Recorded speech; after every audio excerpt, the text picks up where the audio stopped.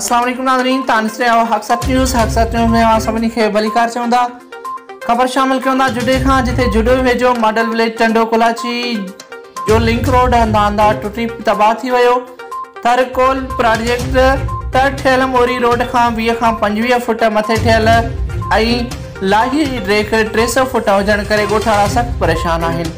गुज़ार सौ अॻु ठहियल मोरी नाक़िस मटीरियल इस्तेमालु थियण करे टुटण शुरू थी वई। हज़ारे ॻोठाणनि जो शहरनि खां राब्तो कटियल, इंतज़ामिया ख़ामोश आहे। ॻोठाणनि मीडिया खे ॿुधायो त हिन मोरीअ जो कमु जल्द मुकमल कयो वञे। हुननि कमिश्नर मीरपुर ख़ास समेत बस वारनि खां मुतालबो कयो त नोटिस वठी रोड जी मरम्मत वारो मसइलो हल कयो वञे। ॿी सूरत में मेन रोड मीरपुर ख़ास ते धरणो हणी सख़्त एहतजाज कयो वेंदो। रिपोर्ट करे आहे अब्दुल गफूर कोलाची, हक़सत न्यूज़ जुडो।